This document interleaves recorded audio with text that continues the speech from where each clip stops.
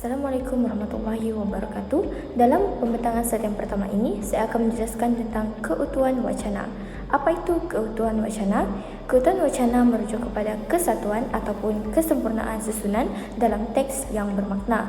Menurut Asma Haji Omar 1942, keutuhan wacana merujuk kepada unit bahasa yang lebih besar daripada ayat, di mana wacana itu menunjukkan hubungan dan perkembangan fikiran yang berturutan.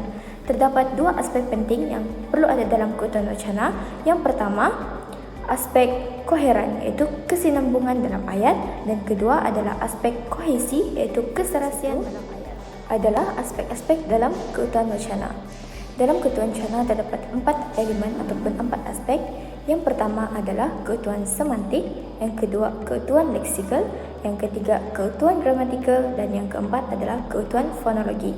Elemen yang pertama adalah keutuhan semantik. Keutuhan semantik membawa maksud hubungan antara bagian makna ayat secara logik.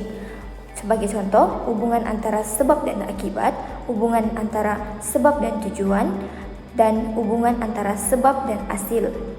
Contoh dalam artikel yang kami temui adalah hubungan sebab dan akibat. Contoh ayat, hal ini menunjukkan bahwa perkembangan pesat teknologi AI telah menyebabkan perubahan yang ketara dalam pasaran pekerjaan.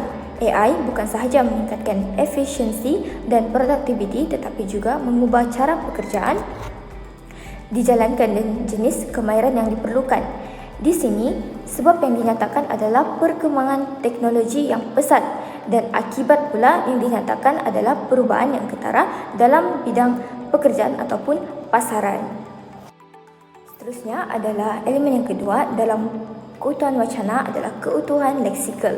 Keutuhan leksikal ialah pemilihan dan penggunaan kata yang serasi dan sesuai dengan makna yang ingin disampaikan. Antara aspek dalam keutuhan wacana leksikal adalah antonim, hiponim, kolokasi, sinonim, dan pengulangan perkataan yang sama. Contoh dalam artikel yang kami temui adalah keutuhan leksikal pengulangan, di mana penggunaan AI digunakan secara berulang dalam ayat artikel ini. Selain itu, aspek dalam keutuhan gramatikal. Keutuhan gramatikal membawa maksud teks yang memperlihatkan hubungan berdasarkan tata bahasa melalui penanda rujukan, penanda penggantian, penanda pengguguran, dan penanda penghubung. Dalam artikel yang kami temui, terdapat penanda penghubung dan penanda penggantian. Bagi contoh penanda penghubung adalah oleh yang demikian, namun, kerana, dan bagi penanda penggantian pula adalah AI pengumpulan dan penyimpanan data pribadi yang tidak terjamin boleh menyebabkan pelanggaran privasi, di mana data ini terdedah kepada kebocoran atau penyalahgunaan. Ini membahayakan maklumat sensitif individu termasuk nama, alamat, email, sejarah pembelian, dan rekod kesihatan terdedah. Aspek keutuhan wacana yang terakhir pula adalah keutuhan fonologi.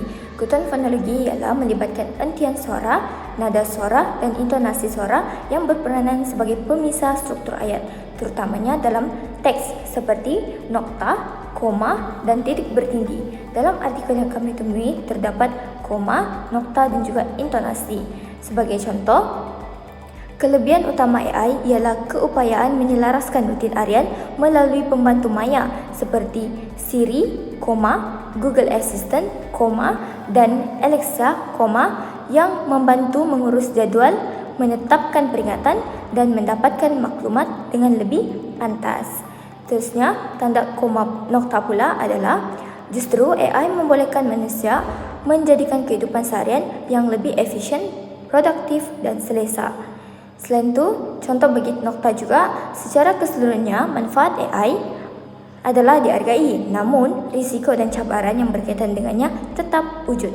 Apabila kita terus menyatakan koma dalam penulisan, secara tidak langsung kita akan memperbetulkan intonasi terhadap pembaca. Nama saya Vianney Evangelis Binti Stanley. Saya akan tentang ketepatan penulisan sumber rujukan.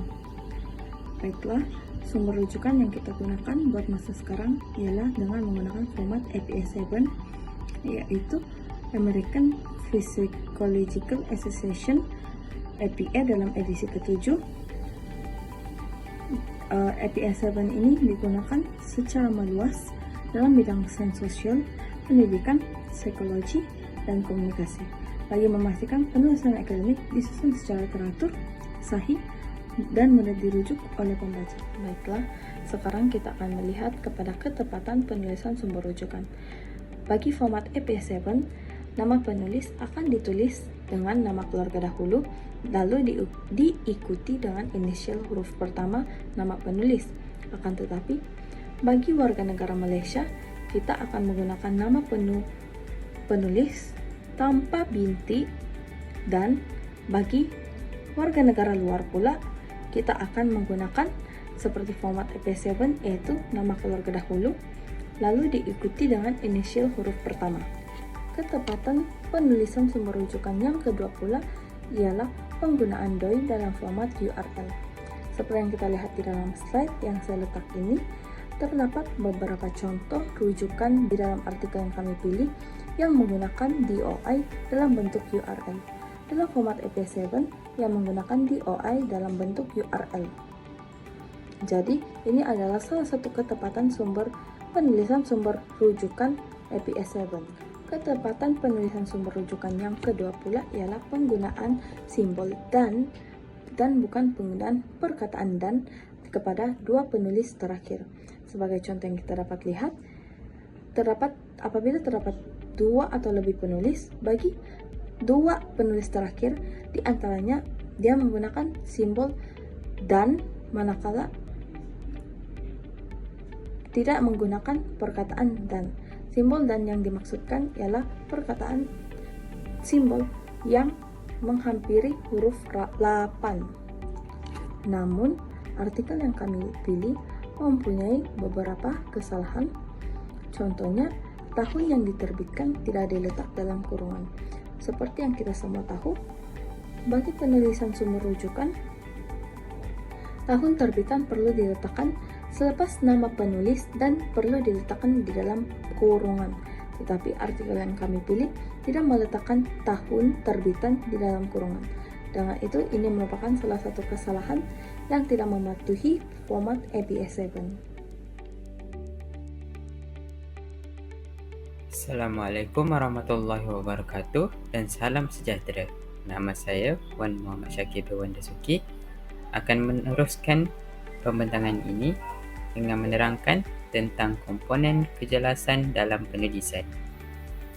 Terdapat 4 komponen yang akan dibincangkan. Pertama sekali ialah bahasa yang tepat dan tidak kabur. Komponen kedua ialah susunan idea yang logik dan sistematik.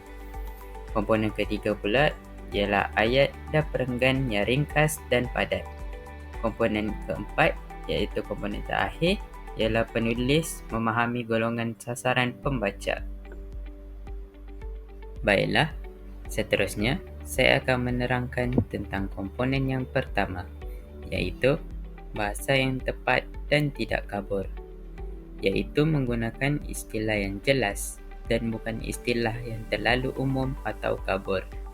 Sebagai contoh, ayat keputusan yang boleh dipercayai adalah lebih baik berbanding keputusan yang agak baik. Seterusnya, komponen kedua pula ialah susunan idea yang logik dan sistematik, iaitu idea perlulah dibentang dalam aliran yang mudah diikuti. Sebagai contoh, melalui aliran pengenalan, isi utama dan kesimpulan sebagaimana yang kita gunakan dalam pembuatan karangan. Selain itu, perkataan penyambung seperti penanda wacana dapat membantu pembaca mengetahui hubungan antara suatu ayat dengan ayat yang lain. Seterusnya, saya akan menerangkan tentang komponen yang ketiga, iaitu ayat dan perenggan yang ringkas dan padat. Iaitu elakkan ayat terlalu panjang dan berbelit kerana boleh menyebabkan pembaca pening ketika membaca.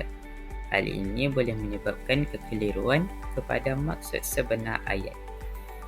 Selain itu, ialah perenggan yang mempunyai terlalu banyak idea boleh sebaiknya dipecahkan kepada beberapa ayat supaya lebih mudah untuk difahami. Seterusnya, komponen keempat pula ialah penulis memahami golongan sasaran pembaca.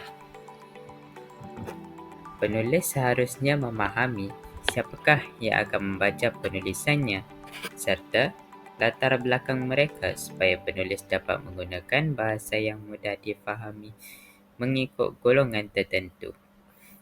Selain itu, penulis perlulah menyertakan definisi bagi istilah-istilah teknikal supaya pembaca dapat memahami keseluruhan ayat yang dinyatakan. Seterusnya, telah saya sertakan contoh ayat yang jelas daripada artikel yang kami gunakan, iaitu isu keselamatan dan etika penggunaan kecerdasan buatan. Contohnya ialah kecerdasan buatan AI telah menjadi sebahagian penting dalam kehidupan moden, memberi impak kepada pelbagai sektor. Ayat ini dikatakan jelas kerana ia dimulakan dengan definisi ringkas, iaitu kecerdasan buatan AI menyatakan hubungan dengan kehidupan moden dan menyebut perkara umum, iaitu pelbagai sektor. Ayat ini juga dikatakan jelas kerana menggunakan bahasa yang ringkas dan mudah difahami. Kali ini pula, saya akan menerangkan tentang ayat yang boleh diperbaiki. Sebagai contoh, sistem AI yang menggunakan pembelajaran mendalam, deep learning, sering membuat keputusan yang tidak dapat diramalkan walaupun oleh penciptanya. Frasa tidak dapat diramalkan walaupun oleh penciptanya agak berat dan kompleks kerana pembaca mungkin tidak dapat memahami maksud tidak dapat diramalkan.